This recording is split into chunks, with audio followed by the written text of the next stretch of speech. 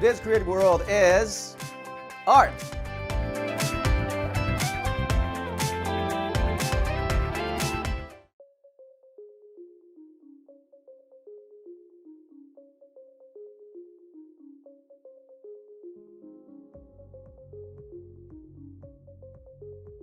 So things you'd like to communicate through your work. Is there anything that, to the audience or whoever see your work, what you would like to tell them through your work? Well, I always hope that when somebody looks at my work that they feel inspired, first of all. And that they get this feeling of connection to the environment. So apparently, we're filming at your studio right now, and then I see a lot of currently going on kind of project or work. So I don't know how much you can reveal, but could you share something with us, like a current project or a future project? Okay, so I just had a solo show that was on until end of February. And then I'm also the board of director of a nonprofit organization for empowering women. And we just finished the filming of a series called One of Us. And there are 4 Italian women that tell their stories, their journey. We did the first season last year, and this year we just did the second season, and it aired on March 8th, Women Independence Day. So I am actively involved, and I do the behind the scene filming, photography, and we had an exhibit about all of that. Wow. So there are ongoing projects also regarding multiple projects ongoing at the same time. Yes, at the same time. Whether there's a more an artistic input or more on a business side input, but I'm involved also in that. Wow, do you have time to sleep? I know, that's what everybody asks me. When do you sleep? You manage the business part and promoting and the exhibition, and then you do work here. And My God. Take a lot of naps. Oh my gosh. Well, when you are in the creative state, you stay awake longer hours. Right, which is a good thing. Yeah, it's a good thing. At the end of the day, you have to kind of... catch up. Yeah, it'll catch up. Great.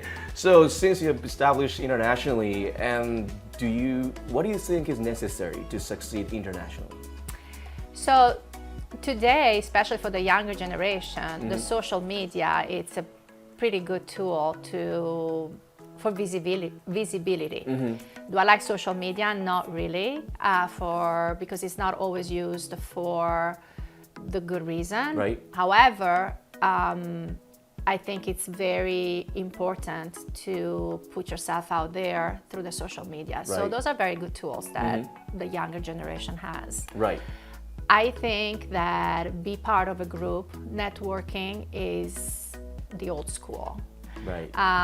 You meet people, if you go to a college, you don't have to go to a university. You can just join a group of people, do a workshop. You don't really need, not everybody can also afford these very expensive colleges, but just find like a group of people, a niche where you feel connected, and the then real connection, the real physical connection, where you just go out, have coffee or tea, and you discuss and learn about artists, read biography, just get inspired, go to gallery opening or museum or event, just an event, and just be open to meet people. And I think that if that's your path that you're gonna follow, things will naturally and organically happen to you.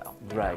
Particularly though, and particularly to the younger generation who are trying or determined to work in your industry, what would you say to them? Like, maybe I want to go there, but a little scared, or something stopping them. So how would you encourage them? Any message to them? Definitely, you just have to always remember why you're doing it, and just, there's a setback in life for everything. So you just have to remember why you're doing it and the passion behind that. And you have to keep it alive. And yes, you know, like sometimes you have to put it on the side, don't do it for too long, but always go back to it. Just don't leave it in that drawer. Just go back to it, and just sometimes you need to take a break. But you can take a break by doing something else, because we're all creative every day. We all make creative choices, and so it will come back to you if you have something. You know, there's a lot of setback, but in every industry, maybe it is a little bit more than others, but there's always a setback, and you just need to really just believe in yourself. And sometimes, you know, like I got very harsh critics sometimes. It's just you have to accept it, because you can grow from it. So not to take things or comments or critics like personally. You know, just so you take them, and then you know what's good for you. You know if that is something that maybe he's right and then you should move on, or if it is right and you need to correct it and move on. You know, Either way, moving forward. Always moving forward. You need always to move forward. Always move forward, because things change in life. Every day is just an addition to what you've done yesterday. And so you just keep on going, and and things will organically, you know, come to you and come for you. Come along with it. Yes, along with it. Awesome. So since we've been having a creative, very fun conversation, I would like to ask this last question. It's kind of like, you know, you're creative, and then I heard a lot of creative stories embedded in your life, actually, and at work as well. The title of the show is Creative Word, right? So what does the word creative mean to you? So creative for me means fragments. Fragments, meaning? So now, fragments, what are fragments? Fragments are pieces of a part, right? So in the creative process, a fragment could be a piece of music, a piece of a language, a piece of colors, paper, clay, material.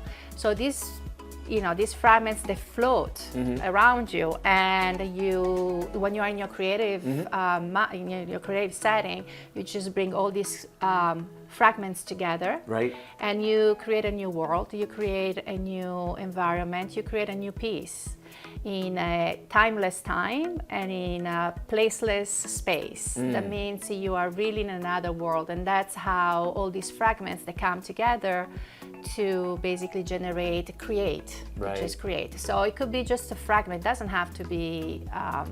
It's applied to every aspect of your life. That's fantastic. Thank you very much. You're very welcome.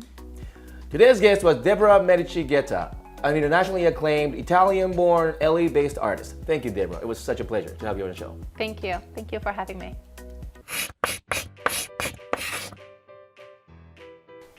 So, I can see some buildings or cars in your pictures, but is there any other objects you want to capture in your picture? In my work, I do implement a lot of other, whether they're object or nature. I'm going more toward the nature aspect of an environment. My latest pieces deal with flowers and trees and landscapes. So yes, I will work with more than just city and buildings. I also do portraits. So there will be more to just urban environment. It's going to be more about, I'm moving forward toward more a holistic approach to the imagery that I create. So there's going to be more like, I'm working right now with a landscape. I don't know what is going to come out, but that's the direction I'm going to. Thank you. You're welcome. Hi, I'm Kana. What is the most surprising or unexpected thing in your journey to find unknowns? Throughout this process, what has been always very surprising to me is just that out of nowhere, with no warning or not thinking, it feels like I have an inspiration. And so that's what I call the unknown, because I have no idea where they come from. It's just that probably I think a lot throughout the days, and throughout my life I think all the time. It never shuts off. And I think that unexpectedly something comes through me. And that's what I would call it, the unknown. And then that has been always very surprisingly for me, because I always said, what? And then as I work with that, it just opens up so many other views. But that part, I would call it the unknown. Because I have no idea. I mean, it's an inspiration that comes from above, but that is what mainly, it's the unknown to me and surprises me all the time, because I just did not expect. So because it comes unexpectedly, it comes in so many different colors, shape, and I just wanted to bring it down to, you know, a tangible form. And I'm always very surprised. That's probably the most surprising part of the unknown to me. This episode will be available on YouTube this coming Saturday. For details, please check out our Facebook page. Next, more exciting materials to show you all. Hello everyone, I'm at Debora's studio right now. So Debora, wow, so could you show me how to make your artworks? Okay, so I was working on this very abstract piece, and when I do it, I just do always like, these are all artist proof. So I already cut this piece vertically, and then I will introduce each stripe horizontally and I weave it in, and I just do everything manually. So I already cut it using a cutter, which I have many of them, different size. My largest is 100 inches. And then manually I do introduce, you know, like one stripe at a time. So this is just an abstract piece. What I do also when I do with pictures and just... Oh, it's a paper? It's all photo paper. So this was from, I think this was during my travel in Italy. This was at the airport. So I already cut the stripe, and then I'm gonna lay them down, and using this technique, I just recreate a new image by weaving it. Another way I do it is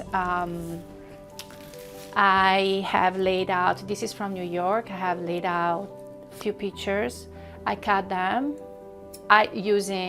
First I use the cutter, and then manually by hand, you know, like with my scissors. You can see I have so many scissors, different sizes, yes.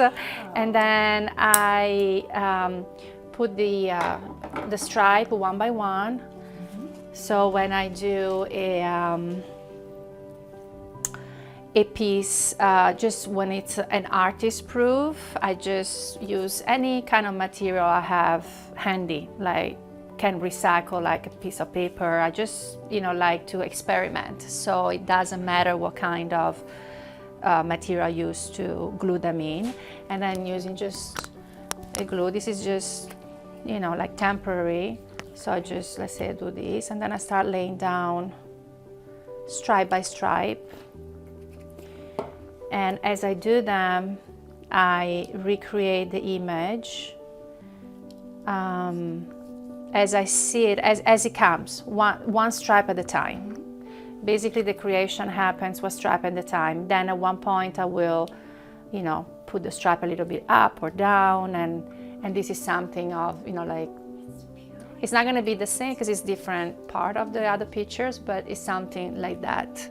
Like when I use the weaving for a city, I took different picture, and when I weave them, you know, they recreate another image. Wow, you do everything by your hand. By hand, yes. I cut everything by hand. Love to cut, love scissors, love my cutters, love the glue, all different kinds of glue.